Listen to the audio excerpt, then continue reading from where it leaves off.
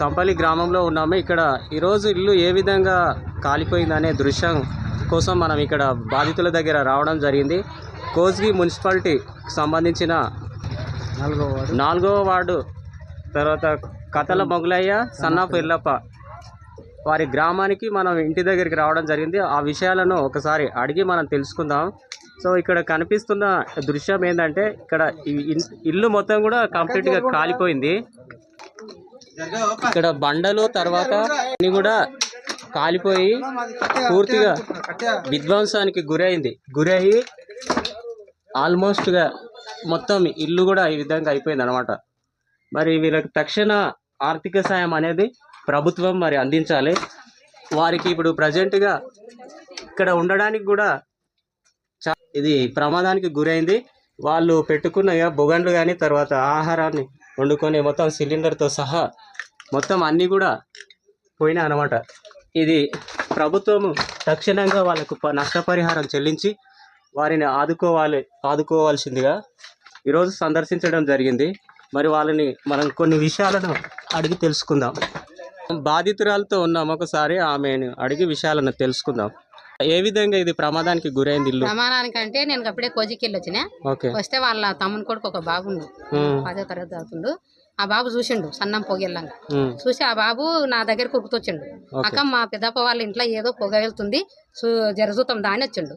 వచ్చినాక ఇడికి వస్తే దబాయించి మంట మండితే ఇల్లు అంటకపోతుంది అని నేను ఫోన్లు కొట్టాను. అందరూ ఉరుకుతొచ్చిండ్రు. ఉరుకుతొచ్చి సల్లార్ పనికే చూసిండ్రు, కానీ సిలిండర్ ప్రాబ్లానికి కొంచెం దూరం ఉండి పురా అంటకపోయింది. ఇప్పుడు ఇది కరెంటు ప్రాబ్లం ఏ ప్రాబ్లమో దాన్ని అయితే నేను దూరలేను. ఇల్లు అయితే అంటకపోయింది. మంట మండుతుంది. కరెంట్ అయినా కూడా పిలిపించి కరెంట్ బంద్ చేయించిన మంట అయితే దెగాంచి మండుతుంది. కొట్టింట్లా తలుపులు తీసినాము. సిలిండర్కి కూడా తేనికి పోయినా, తేనికి పోతే కూడా తాకత్ కాలేదు. ఇంటోళ్ళు కూడా సమయంలో ఎవరు లేరు. ఆ ఇంటోళ్ళు లేరు, ఇంటోళ్ళు లేరు. వాళ్ళు పనికి పోయినరు, ఇల్లు పనికి పోయినరు, ఎవరు లేరు. వాళ్ళ బాబు ఒక్కడు తిన్నికి వచ్చిండు. 1 గంటలకు తిన్నికి వచ్చి చూసిండు. ఇంటి చుట్టూ తిరిగి చూసిండు. ఏ సమయంలో జరిగింది ఇది? కరెక్ట్ 12 నుండి జరిగింది. అది 12 నుండి 1 వరకు అంటుకున్నది. 12:30 నుండి అంటుకున్నది. 12 గంటల నుంచి స్టార్ట్ అయ్యి ఇప్పటి వరకు కూడా నిప్పులతో చెలరేగుతుంది. అక్కడ చూస్తే మనము ఇక్కడ వాళ్ళ ఇంటి ఎవరు లేని సమయంలో ప్రమాదం. ఇది చాలా వీళ్ళకు అత్యవసరంగా తక్షణ పరిహారాన్ని ప్రభుత్వం అందించాలి. అలాగే ఇక్కడ ఉన్న చాలా మంది కూడా బాధితులు గ్రామం వాళ్ళు ఉన్నారు. వాళ్ళు తెలిపిన వివరాల ప్రకారంగానే మనం వీళ్ళతో మాట్లాడడం జరిగింది. అనుకున్నప్పుడు మీరున్నారా ఆ సమయంలో? లేరా? ఓకే. ఏమేమి ఉన్నాయి ఈ ఇంట్లో? ఏమేమి నష్టపోయారు? మొత్తం గట్టిగా చెప్పు. ఏం లేవు, బట్టలు లేవు, ఏం లేవు, మొత్తం అన్నీ అంటారు. పంపించిన ఆల్రెడీ ఫోటోలు వచ్చినా ఏం లేవు, బట్టలే ఉన్నాయి. ఎక్కడ పోయినారు మీరు? ఇంటి నుంచి ఇక్కడ కూలి పైన పోయినరా?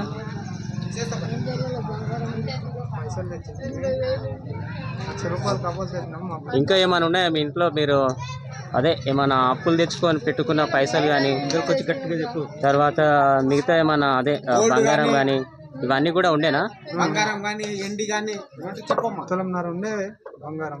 ఇక మా అమ్మాయికి మా బుజ్జికి తాడు పెడదామని చెట్టు మీద అవి పైసలు మొన్న తెచ్చినాము. అవి కూడా